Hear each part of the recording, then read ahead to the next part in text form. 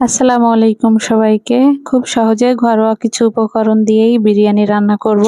যেহেতু আমার ছেলে মেয়ে দুইজনেরই বিরিয়ানি অনেক পছন্দ, তো কয়েকদিন পর পরই আমার বিরিয়ানি রান্না করা হয়। আমি পারফেক্ট রেসিপি শেয়ার করি না, আমি যেটা রান্না করি সেটাই আপনাদের সঙ্গে শেয়ার করি। তাই রেসিপিতে কোনো ভুলভাল হলে অবশ্যই ক্ষমা করে দিবেন। তো এদিকে আমি এক চুলায় পানি গরম করতে দিয়ে দিয়েছি, আর অন্য চুলায় পেঁয়াজ বেরেস্তা করে নিলাম। এখন সরিষার তেল দিয়ে তারপরে আমি হাত দিয়ে একটু মশলা মাখিয়ে রেখেছিলাম, আদা রসুন পেস্ট দিয়ে মাংসটা মেখে রেখেছিলাম।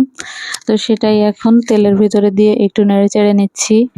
এখন আমি পরিমাণ মতো লবণ দিয়ে দিচ্ছি, আর সাথে কিন্তু জিরার গুঁড়া আর ধনিয়ার গুঁড়াও দিয়ে দিয়েছিলাম যখন মাংসটাকে মশলা দিয়ে মেখে রেখেছিলাম তখন।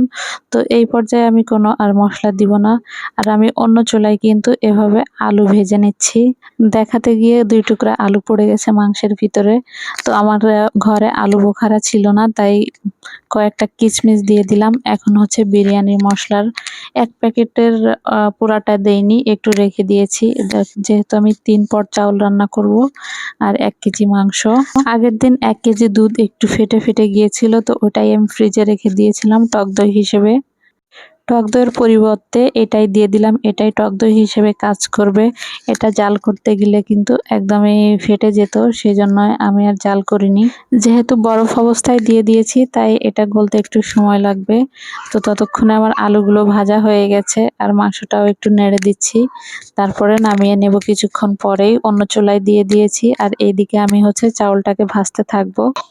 মাংস রান্না করার সময় সরিষার তেল দিয়েছিলাম, এখন একটু সয়াবিন তেল আর বাটার দিয়ে দিলাম। বাটার দিলে কিন্তু বিরিয়ানির স্বাদটা অনেক ভালো হয়, ঘ্রাণটাও অনেক ভালো লাগে। ঘি দিয়ে রান্না করলেও মজা হয়, তো ঘি ছিল না, তাই বাটার ছিল, সেটাই দিয়ে দিলাম। এখন চালটাকে ভালো করে কষাবো, যতক্ষণ পর্যন্ত একদম ঝনঝন শব্দ হয় ততক্ষণ পর্যন্ত কষাবো। এখন লবণ, 2টা তেজপাতা, কয়েকটা কাঁচামরিচ আর একটু কিশমিশও দিয়ে দিব, সেই সাথে এলাচ, মানে যে মশলা দেওয়া দরকার সেটা দিয়ে দিব। যদিও বিরিয়ানির মশলার ভিতরে এগুলো সবই দেওয়া থাকে, তারপরেও আমি এক্সট্রাও কিছু দেই। তো ভেজে রাখা আলুগুলো দিয়ে নিব, দিয়ে আবার চাউলটা ভালো করে কষিয়ে নিব। কষাতে থাকবো, আর সেই সাথে সাথে যত মশলাপাতি যা যা দেওয়ার দরকার দিয়ে দিব। এখন 3-4টা এলাচ আর কয়েকটা কিশমিশ দিয়ে দিলাম। কিশমিশটা কিন্তু বেটে দিলেও ভালো হয় আরো। আর আরেকটা কথা, আমি কিন্তু মাংস রান্নার সাথে বাদাম বাটা দিয়ে দিয়েছিলাম অল্প একটু, তো সেটা স্কিপ হয়ে গিয়েছে, ওটা দেখাতে পারিনি। 1 পাতিল পানি গরম করে রেখেছিলাম, সেই পানিটাই এখন আমি দিয়ে দিব পরিমাণ মতো। যেহেতু আমি প্রায় রান্না করি, আমার হাতের একটা আইডিয়া হয়ে গিয়েছে।